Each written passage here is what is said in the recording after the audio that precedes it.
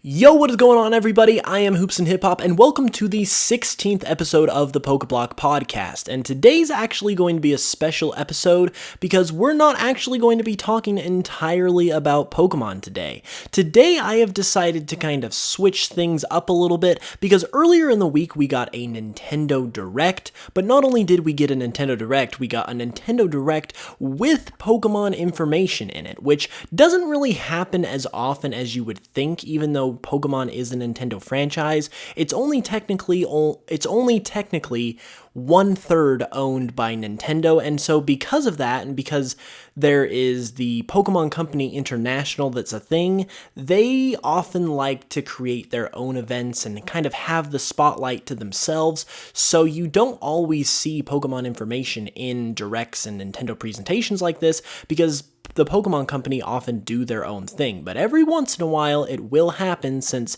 it's still technically a Nintendo property, and that's what happened this time around. And since it was literally only like 2 days ago at the time of this recording that all of this went down, I thought I would go ahead and just basically talk about all of it in general, talk about the Sword and Shield news we got, talk about the general other Nintendo stuff that was talked about in the Direct, and this would actually give me the opportunity to talk about something Nintendo related that's not Pokemon, which as far as on my channel and stuff like that, I never get to do because I only cover Pokemon. So this will actually be fun if you guys follow me either just on here on UCast Studios or you follow me on my channel.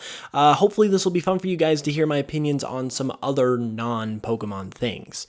But yeah, as far as the Direct went, it's about 40 minutes long, so it contained a bunch of information, and overall, it was an okay Direct. There was nothing super crazy or insane or anything like that, but overall, it did show some good stuff.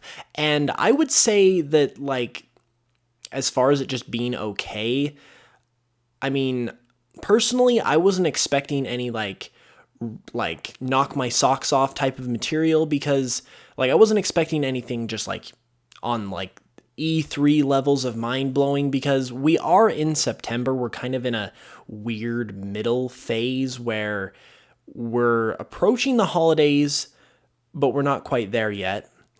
And we're also far enough away from 2020 that, they don't want to talk about 2020 games yet because the holiday games are right around the corner, and they kind of want to keep the attention on those. So it's kind of hard to reveal anything too huge at this point in the year anyway. So I wasn't really expecting too much, but it's kind of interesting to see everyone's reaction to everything we got. And I think the reason why it seemed like there was a lot of lukewarm or kind of just I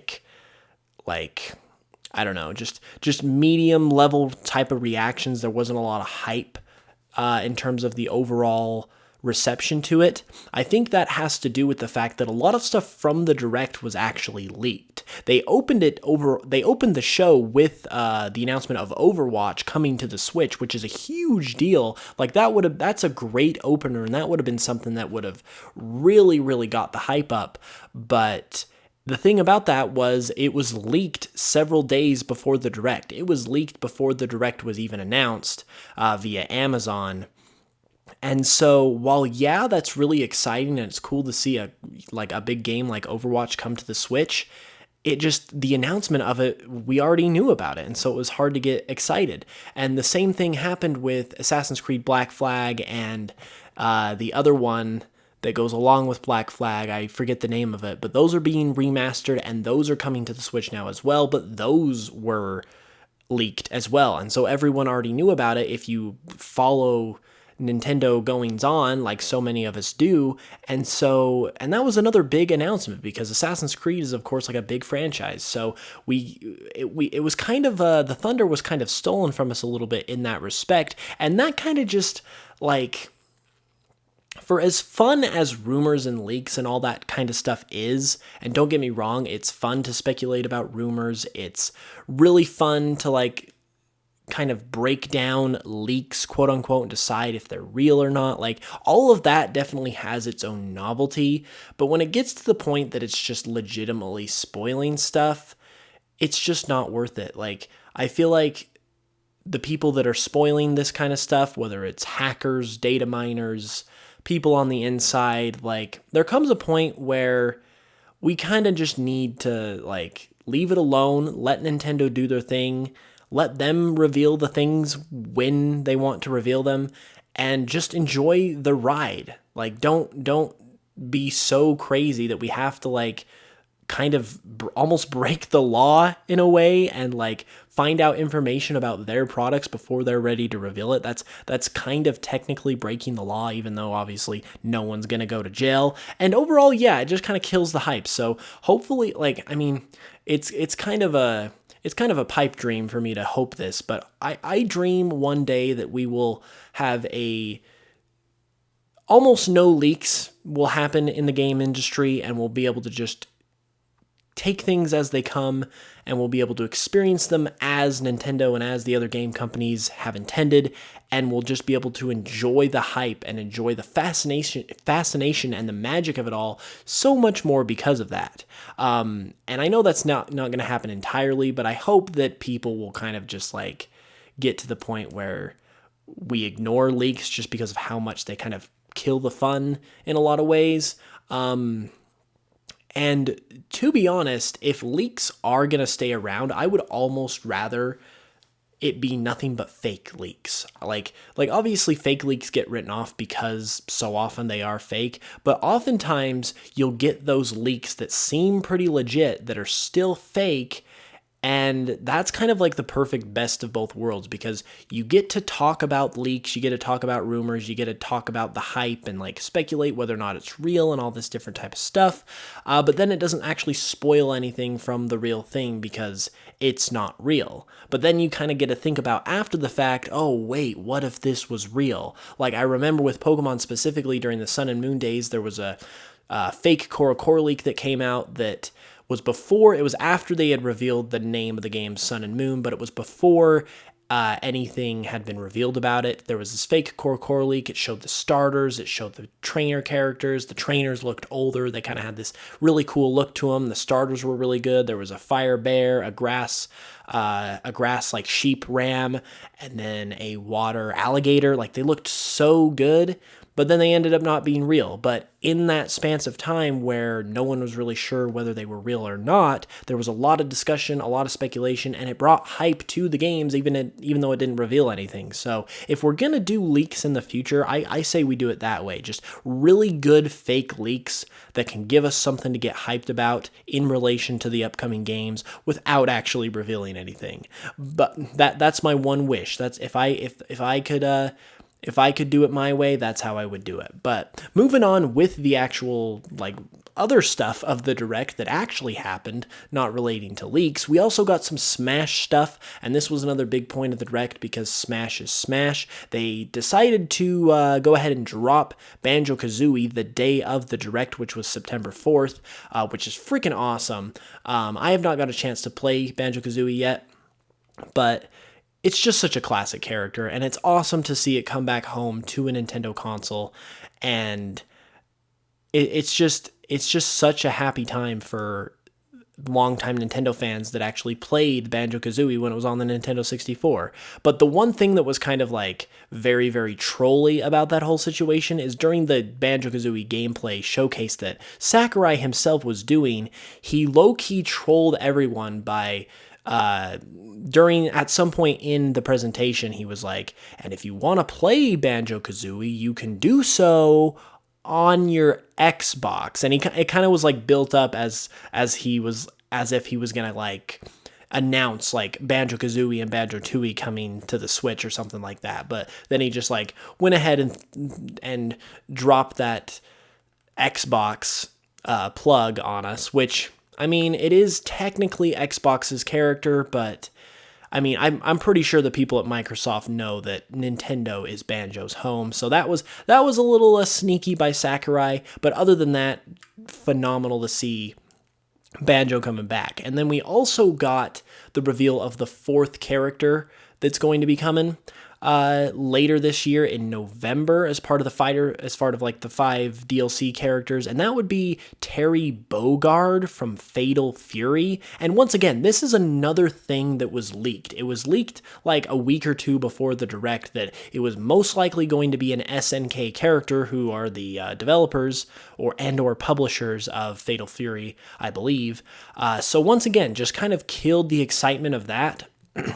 But at the same time, there wasn't a whole lot of excitement to be had with this particular character reveal, because in my opinion, the selection to include this specific character is hugely disappointing. And I don't mean to offend anyone who knows of this character or likes this character or was excited about its reveal, but I personally had no idea who this character was prior to him being in Smash. And I know plenty of other people who I personally follow on YouTube who don't just cover like Pokemon or even Nintendo or whatever. Like, basically the general reaction I was seeing from multiple people was like, cool, but also like, who is this guy? Like, that was the mental thought process of everyone that I saw. That was the general reaction that I was seeing. And it's just such a shame, because this character absolutely is not on the level of a Joker from Persona 5, a Banjo-Kazooie, or even a Hero from Dragon Quest. Like, those are all A+, like, marquee name, like, type of characters. Joker, Persona 5, one of the greatest games in the last couple of years, made its name for itself. It probably would have been Game of the Year if it hadn't released in the same year as Breath of the Wild. It's an absolutely household name, and it's obviously part of the long-running Persona series, which is also really well known. And then obviously you've got the Hero from Dragon Quest, which has been around about as long as Nintendo has been around and making consoles and stuff like that. And then obviously Banjo-Kazooie, like, nothing needs to be said there. So when you come 3 times in a row with characters of that quality, you kind of fit yourself into a corner of needing to keep that up. Otherwise, you're just going to set people up for disappointment. And I feel like that's exactly what they did with this character. This character, in relation to the other 3 that were revealed, is not nearly as well known. It's not known at all in general, to be honest, very well. And like, no one could really get excited about it, because no one, for the most part, really knew who he was. If you do know who he is and you're excited about it, more power to you. But I think just in general, with the characters they had already released, plus the overall knowledge of this character from the general, like, fan base, I just don't think it was a good character to include. Maybe you could have included it and got away with it if it was like a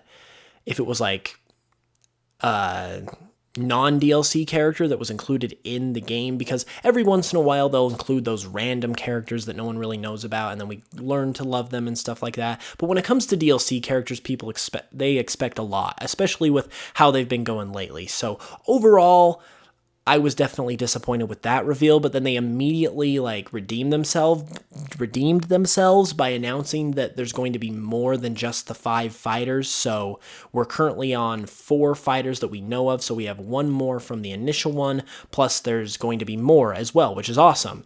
And I think they probably announced that at the time that they did, because they probably knew that they were going to disappoint some people, which, if that's the case, like, why are you even doing this character in the first place if you knew it was just going to disappoint people? It's very, very unclear, I don't know what Nintendo's thinking, but I am glad that they are doing more characters, because it gives them a chance to include some of the high hitter characters that not only would live up to the level of the first 3 characters that they announced, but it also just gives a chance. Sakurai literally said this himself. It gives them a chance to satisfy the fans. Which, I mean, Sakurai, you've already done as much as you need to do. You've done more than enough. You have absolutely satisfied us. But when it comes to Smash characters, man, there's always that one character. There's always one more character that you wish was in the game. And if I had to pick personally what characters I would like to see in the game, we don't really know how many DLC characters are going to be in the next pack. I would assume anywhere from 3 to 5. So if we get, with the one character we still have left on the first pack, if we get anywhere from like 4 to 6 characters, the ones I would like to see the most are Sora, Crash Bandicoot, Spyro the Dragon, Waluigi, and I'm kind of thinking maybe Steve from Minecraft or Master Chief from Halo. The reason I say those is because I think Steve from Minecraft would be really good, just because Minecraft is so it's insanely popular, and that would help sales of Super Smash Bros. Immensely. Not that it really needs it, but that would just add to the hype, having such a popular character that's currently like basically in the mainstream in Smash Bros. That would be awesome. Master Chief is is a character I don't really think would fit that well, but a lot of people seem to want him, and if they can make a character like Snake work, they could make Master Chief work, and he's obviously an iconic character. Then Waluigi just needs to happen, just because of how much attention he has been getting, and he got when he was revealed and confirmed to only be an assist trophy and not an actual character. Like, we want justice for Waluigi, and to all those people who say, well, he's an assist character, he's an assist trophy, and he's a spirit, so that confirms he can't be a player character. Nah, I don't think so. If Sakurai can get Banjo and Kazooie in the game when they got to deal with Microsoft, I don't think having him as a spirit in the game is going to stop him from being a playable character if that's what they want to do. So that's something I definitely think, and that's another thing that would just destroy, that would break the internet if that happened, and definitely give a lot of good press to the game. So that would be another smart move. And then Crash Bandicoot and Spyro, they come hand in hand, so they have the same reasons. They're classic characters, they're iconic characters, they would fit really well in Smash Bros, and they've been recently brought back into the spotlight with the remakes of their respective games, both of which have recently come onto the Switch. The Crash Insane Trilogy came out last year on the Switch, and we just barely got the Spyro Trilogy on the Switch, so the time is kind of right for those characters, and once again, iconic classic characters that everyone is going to love, and they're just going to fit right in. And then finally with Sora is definitely my most wanted, because he would just fit perfectly in Smash. He would obviously be another swordsman type character. He would just be perfect. He would be wonderful. We had Kingdom Hearts 3 come out just barely. It was not on the Switch, but it did come out. He has been on Nintendo consoles before with some of the other Kingdom Hearts games. Square Enix and Nintendo are starting to kind of establish a good relationship again, and even though that character does require some licensing from Disney as well, because they own part of Sora's character, it would just be, that would honestly be the greatest Smash Bros. Character you could include, in my opinion, at this time, because he, once again, just like all those other characters, he's iconic, he's super well known, he's a beloved character, but to me, he's like one of the few non-Nintendo characters that has the Nintendo charm, to the point where he would just fit right in so seamlessly. You wouldn't have to really worry about him clashing with the other characters stylistically. Well, I mean, at this point we have so many third-party characters, I don't think that's really an issue, but I do think there's something to be said about the fact that, like I said, he does have that Nintendo charm, and he just would fit in really, really well. He could have the perfect moveset, because he just, as a character would be so, he would just fit in seamlessly with all the other swordsman characters we have. They could just do so much with him, and I feel like it would be so easy to come up with a good moveset for him. So he's definitely the one I want the most. And then I definitely have to mention the fact that we also got Sans from Undertale kind of in the game in the form of a Mii Fighter costume, which I've never played Undertale. I know how big it is, and so I'm super happy for everyone who's an Undertale fan, and I definitely think it's hype too. But I definitely am, I don't know, I'm not surprised. I definitely, I'm kind of surprised, but not that surprised at the same time at the amount of hype that this announcement got, because on the one hand, it is just a Mii Fighter costume. It's not like it's the actual character, but on the other hand, this is literally indie character that was created by a single person, essentially, in Toby Fox, because he created Undertale basically by himself, that's getting into a game as prestigious as Super Smash Bros. That's a huge deal, and I think that's why everyone's so excited about it, in addition to the fact that he's just a really liked character from a really well-known popular game. And so overall, that's just really cool. It would be great if he was a character, obviously, but this is kind of the first step towards that. And I do like the fact that his costume, even though it's just a Mii Fighter costume, it doesn't show any part of the actual Mii itself, quote unquote. It's literally just Sans with a Mii Gunner moveset, and that's really the only thing that's holding him back from being his own character, is that custom moveset, because the costume is a full-on costume. It doesn't show any part of the regular Mii, so I think that's really cool as well. But I think we probably should move on to the Pokemon info before I completely run out of time, because, that's kind of what I do, or what I'm supposed to do. But in the Pokemon section of the Nintendo Direct, we got the reveal of a couple new features and a couple new Pokemon. I've talked about this on my personal channel before, so if you heard me talk about it, you probably know kind of how I feel. But overall, I really liked what they showed. It wasn't the craziest, biggest reveals in the world, but I like that it wasn't that way, because they're showing us what this game is made of. They're showing us what it has to offer without revealing too much and revealing all the good things, so we can discover those for ourselves when the game actually comes out. And I think that's going to help the reception of the game overall, because once again, it just comes down to that leak factor that I was talking about earlier. If we can discover things for ourselves in the way that the game intends, then it's just going to be a better experience for all of us, and we're going to have a better time with it, which is going to increase our overall opinion with it. So that is definitely something that I appreciated them doing. But then as far as what they actually revealed, they revealed 2 Pokemon. We got Cramorant, who is the derpy bird. I guess it's based on a bird called a cormorant, which I didn't know existed prior to now, because apparently it's only in the UK and Europe and stuff, but it's a pretty one-to-one representation of that bird. It's a derpy bird. It's kind of like a fish catching bird, like a seagull or a pelican or something like that. And it's a derpy design, but it's also it's okay, it's solid. And then we got Poltegeist, which is the obligatory British tea Pokemon, and it's a ghost type that just hides inside of a broken teapot. And that one is okay too. I have heard people saying that it looks a little bit like a yokai from Yokai Watch, which I agree with. So that's kind of I don't know how to feel about that, but overall I think it's a fine Pokemon. Its name is really cute, and it's kind of like another Mimi Pokemon, and we're starting to get a lot of those, so I hope with the next Pokemon that we get, they're just really awesome, cool Pokemon, But overall, I'm definitely satisfied with both of them. And then they showed off some customization stuff as far as customizing your character. That's way more robust and has way more options than it did before in Pokemon Sun and Moon, which is amazing.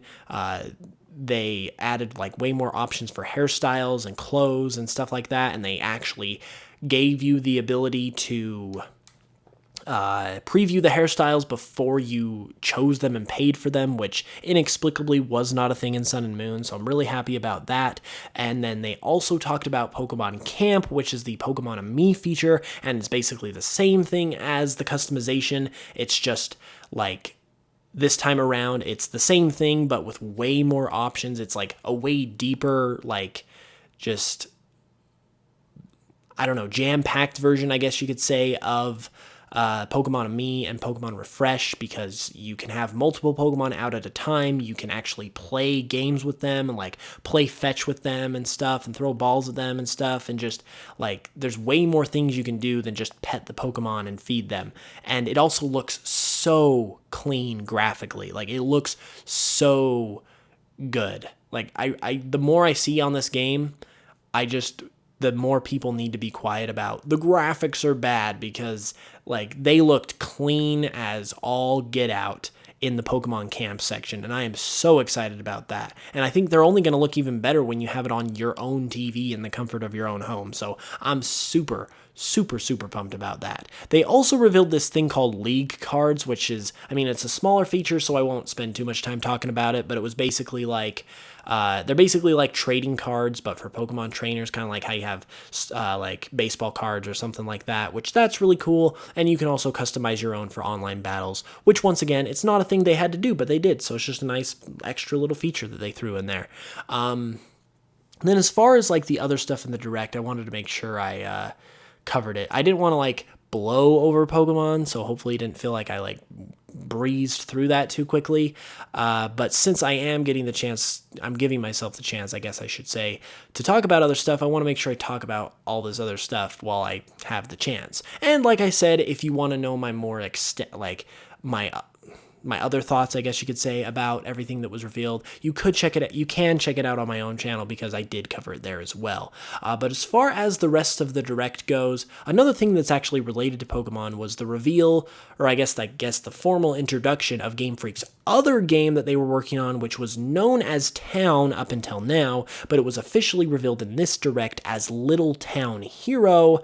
And that was basically officially shown off a little more in depth. They gave it a release date of, I think it was October 16th or 15th, basically middle of October, which is actually really surprising because everyone thought this game was going to be kind of like a legitimate side thing to Pokemon that was going to actually get some legitimate attention from Game Freak. But the fact that they're releasing it a month before Pokemon comes out, let alone in the same year, that kind of just tells everyone that it's definitely a smaller project that isn't as big a deal as maybe we thought it was, just because there's no way they would be doing that if they actually wanted to legitimately give it the time of day. And then the way they kind of talked about it was they went over it like it was like a B grade game. They didn't talk about it like it was an A tier marquee, like we really are putting a lot of effort into this type of game. It was more so just like a yeah, we're making this is a fun little game type of game.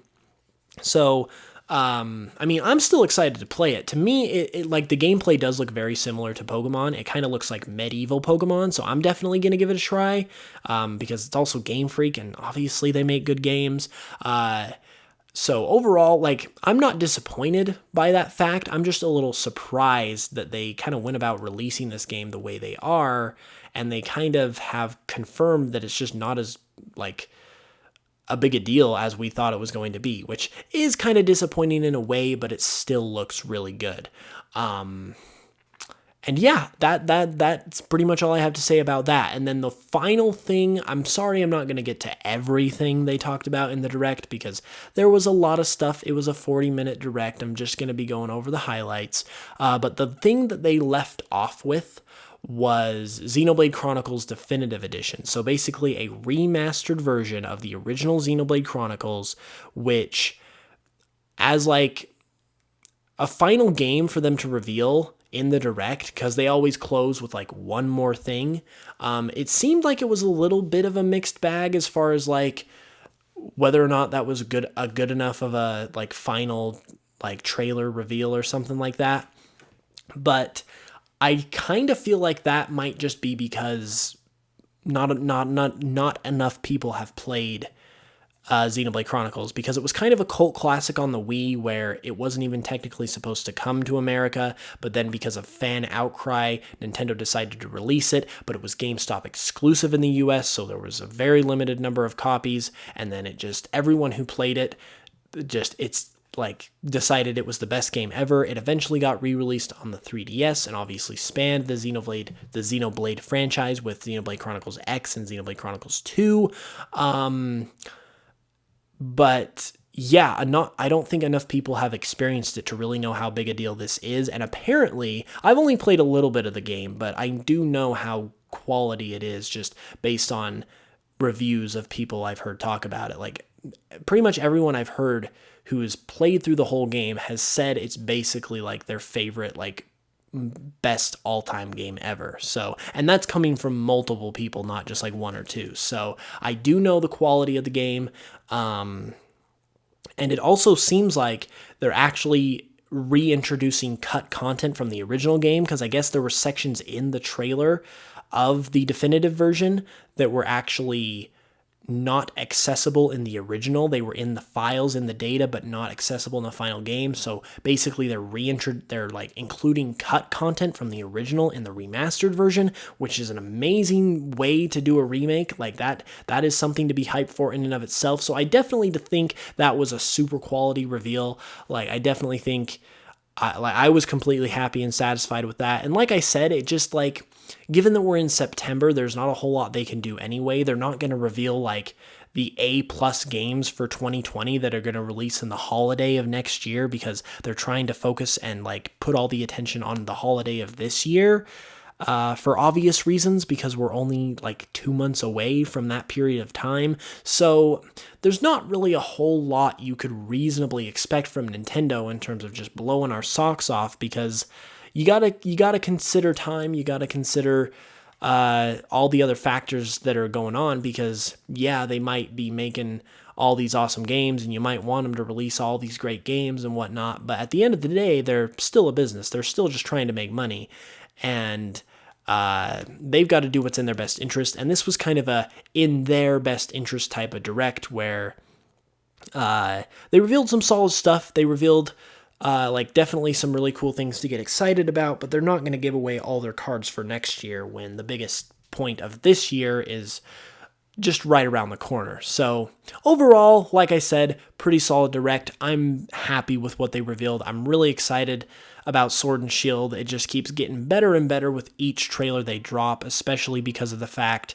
that they're not revealing too much. So there'll be tons for us to discover in the, like, for ourselves in the full game when we actually get our hands on it, which, oh my gosh, I'm so ready, guys. Speaking of which, like, the thing that like I'm also super ready for is the music. They actually played a good chunk of like music from the game in the trailer, and not just like battle music like we've been getting, but legitimate like overworld type of music. And the stuff that they played in this latest trailer was bagpipe music. We've heard teeny bits and pieces in other trailers, but they actually kind of gave us more of an extended listening in this trailer, and it just sounds so good. Not only is it fully orchestrated, so just the fidelity and the quality is there, but it's freaking bagpipes in a Pokemon game, and I cannot tell you how much I love bagpipe music and that genre of music. So to have it in a Pokemon game in like full HD quality, I am just gonna lose my crap when I get to hear that in full, and I'll probably just stand around and just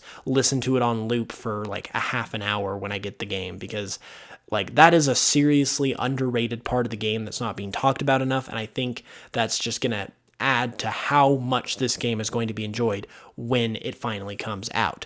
But with that being said, thank you guys for watching or listening wherever you're listening, whether it be iTunes, Spotify, YouTube. Be sure to leave a like or a thumbs up or whatever it is wherever you are. Be sure to follow the channel, follow the show. Definitely check us out on YouTube if you have not yet already, and check me out on YouTube as well as all of my other social media. It's just Hoops and Hip Hop on everything. So be sure to check all of that out. We'll be back with another episode next Friday as always. There's plenty of stuff that's coming up that's going to be like great to talk about, so I'm definitely looking forward to that. I hope you guys are enjoying these podcasts. Definitely leave your thoughts in the comments below if you're on YouTube as well. And until the next one, I will be back next Friday, and until then, I'll smell you guys later.